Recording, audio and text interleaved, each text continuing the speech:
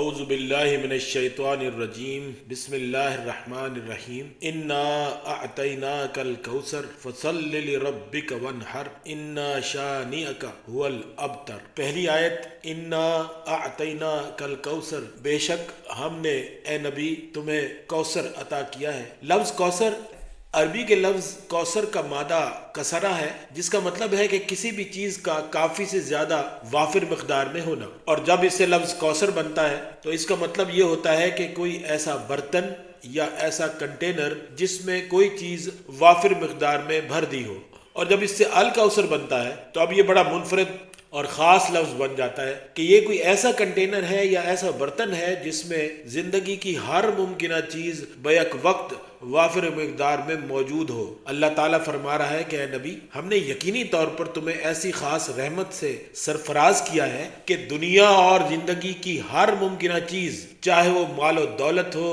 سطوت و عظمت ہو، شرف و کرم ہو، ہنر اور صلاحیت ہو، علم اور حکمت ہو، حوصلہ اور ہمت ہو، قوت فیصلہ ہو، قائدانہ صلاحیتیں ہوں، ان سب چیزوں کے ساتھ تمہیں یوں نواز دیا ہے کہ ان میں سے ہر چیز تمہارے پاس وافر مقدار میں موجود ہے۔ اب اگلا جملہ فَصَلِّ لِرَبِّكَ وَانْحَرْ، یہ جملہ حرف فے سے شروع ہو رہا ہے۔ عربی قاعدے سے جب کوئی جملہ فے سے شروع ہو تو وہ ایک عقلی اور عملی تقاضا ہوتا ہے کسی ایسی بات کا جو اس سے پچھلے جملے میں کہی گئی ہو، اور جو سلی کا لفظ ہے اس کا مادہ سلو ہے، اور اس سے جب صلاح یسلو بنتا ہے تو مطلب یہ ہوتا ہے کہ اپنے تمام وسائل بروئے کار لا کر کسی چیز یا شخص یا ہستی کی پیروی کرنا۔ تو مطلب یہ ہوا کہ اے نبی، پھر اس بات کا عملی اور عقلی تقاضا یہ ہے کہ تم اپنے رب کے دیے ہوئے قانون اور ضابطے کی پیروی میں ان تمام وسائل کو بروئے کار لے آؤ جن کی سرفرازی کی خبر ہم نے تمہیں پچھلے جملے میں سنائی ہے۔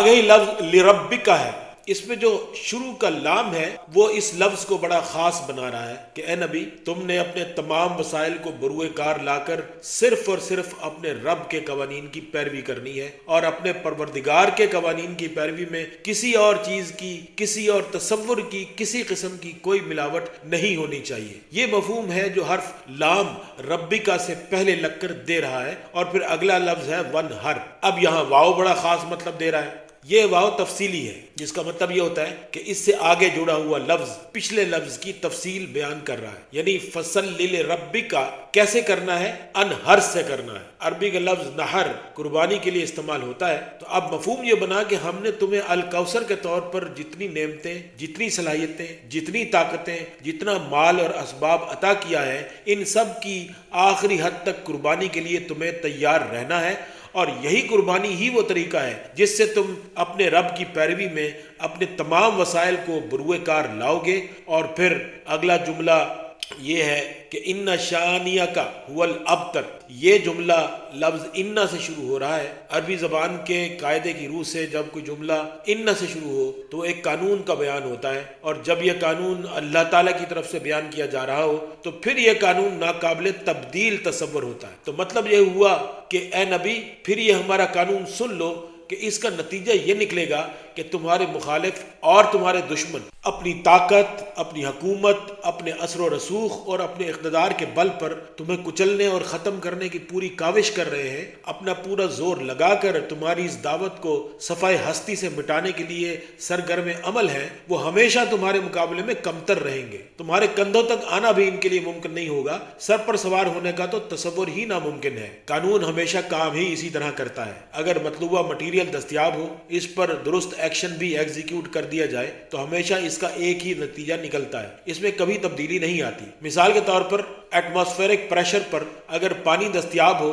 اور اسے آگ سے گرم کرنے کا ایکشن بھی ایگزیکیوٹ کر دیا جائے تو وہ 100 ڈگری پر یقینی طور پر ابل کر رہے گا۔ اس کے بعد پانی کو ابلنے سے نہیں روکا جا سکتا۔ تو یہاں پر پہلی آیت میں الکوثر بطور دستیاب مٹیریل کے سمجھ سکتے ہیں، اور فصل لربک وانحر کو ایگزیکیوشن آف ایکشن کے برابر رکھ سکتے ہیں، جبکہ دشمن اور مخالف کا ابتر رہنا اور کم تر رہنا 100 ڈگری پر پانی کے ابلنے کے برابر ہے، جو ہر صورت میں ہو کر رہے گا۔ ان تین جملوں میں اللہ تعالیٰ نے ایک مکمل سسٹم ڈیفائن کر دیا ہے۔ جو لوگ ہائر لیول پہ میتھمیٹکس پڑھتے ہیں اور کیلکولس سے واقف ہیں، انہوں نے یقیناً فنکشن کا کانسیپٹ سمجھ رکھا ہوگا۔ فنکشن میں ایک ان پٹ ہوتی ہے، پھر اس ان پٹ کے ساتھ ایک ایکشن جڑا ہوتا ہے، اور پھر اس کے نتیجے میں ایک آؤٹ پٹ ملتی ہے۔ یہ 3 آیات ان 3 چیزوں کو بڑے واضح طریقے سے بیان کر رہی ہیں۔ پہلی آیت ہے انا اعطیناک الکوثر، یعنی فنکشن کی ان پٹ الکوثر کی شکل میں ہے، جس میں دنیا کی اور زندگی کی